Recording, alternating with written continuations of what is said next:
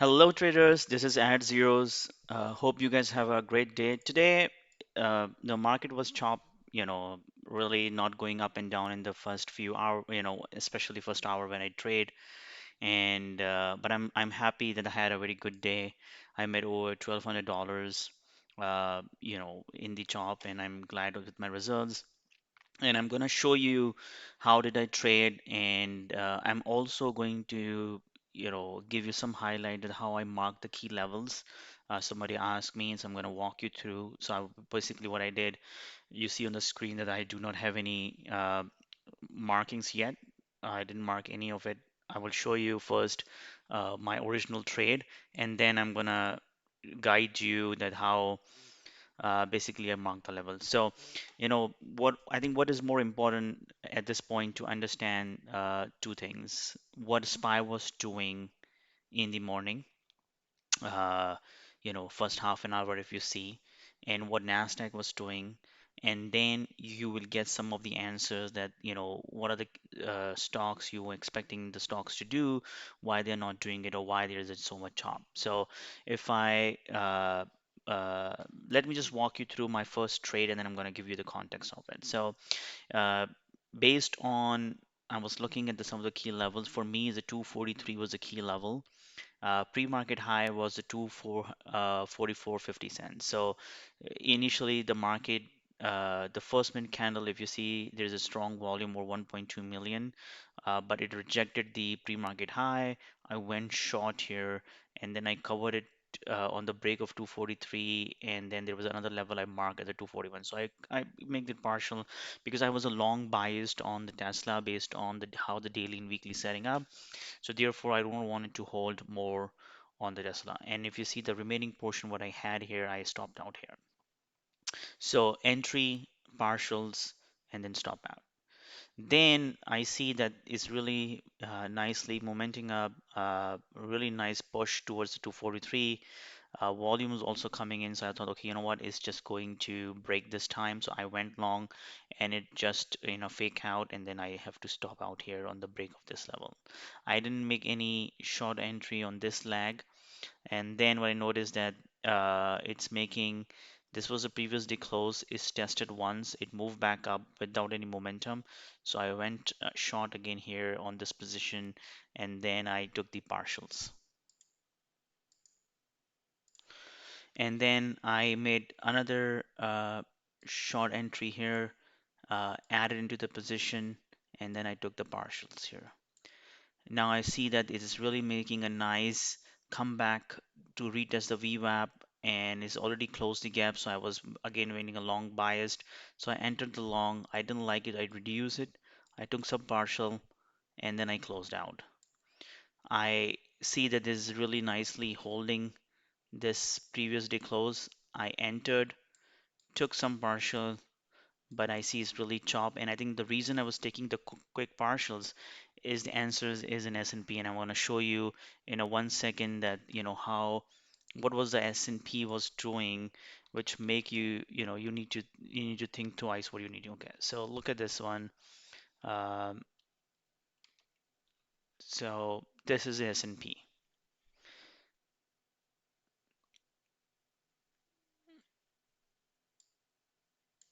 Okay, so this is the S&P for today.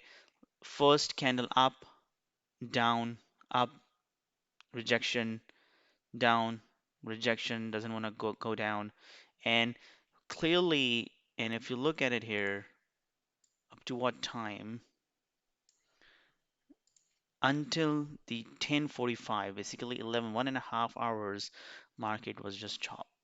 And when the market is just chopping within the $1 range, absolutely there is no chance for you to have a big momentum gains, or you cannot predict the direction.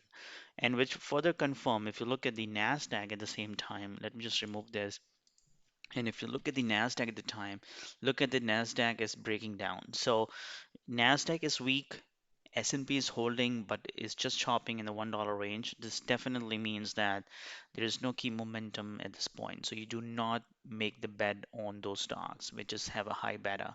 When in the stocks have a high beta, they'll need the market momentum to gain the momentum. The other trade I had, a beautiful trade, is on BABA. Um, and if you look at the BABA, BABA was really nice. Very nice breakout trade in the morning. We know that China relaxed some rules around the stock exchange. Um, this is just a pre-market. I was just testing it, so just remove that one. So you do not need to see this one. So here you go. So now if you look at it um, in the opening range, this is the opening candle, nicely pushed back down. Pre-market high. This was a pre-market high. It's broke with the wall, increasing volume. Um, if you look at it, this is increasing volume here. So I entered here a position, added into my position my stop losses. This the break of pre-market low. So very almost 10-15 cents stop loss. First partial is almost on the break of 92, then partial, and then I guess the I had the one more add. So when it came back down, tested the moving averages, I added into my position, just a small size position to add because it's the first pullback, and then I took the partial when it's breaking the new high. And then I guess the I stop out here. Now, as I promised that I wanted to walk you through how should you mark the key levels. So now let's go back to Tesla. So let me just do it here. Yeah. So see, look at here. Let me just remove everything so you can see okay here. So this is the pre-market momentum. You really need to mark first level is always the pre-market high and the pre-market low. What other uh, key levels I mark is basically the support and resistance form in the pre-market and after hours. So for me, that was really a level because the how many tests happen once, twice. There is also a flag here. So this was really a key level for me to understand.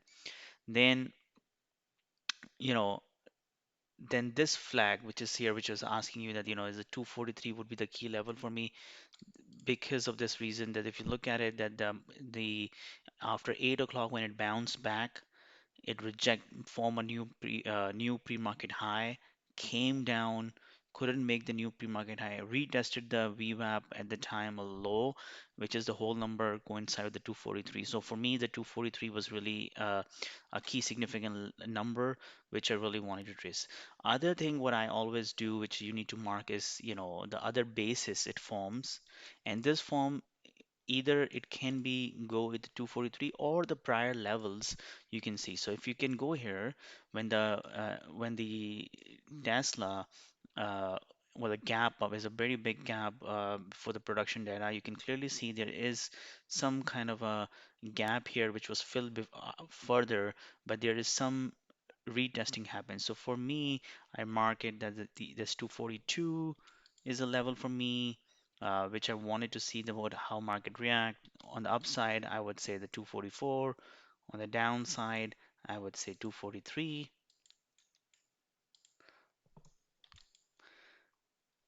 I go further and then see what are the other key levels I see here. Definitely, I already mark it around the 240.85. So, and then I will just go back in the previous days and I see that what was the previous day low, previous day high. Because if you look at it, it was a range day 1, 2, 3, 4 days consolidation. So for us, this consolidation is basically give you the hint that where is the support and where is the short-term resistance. So always look around those uh, 2 days low, yesterday low, or 2 days high, yesterday high, and all these levels in mark here, just like this green is basically for me the lows are support and high is red. So if you see here, these reds are showing yesterday high or the day before high, and yesterday low and day before low.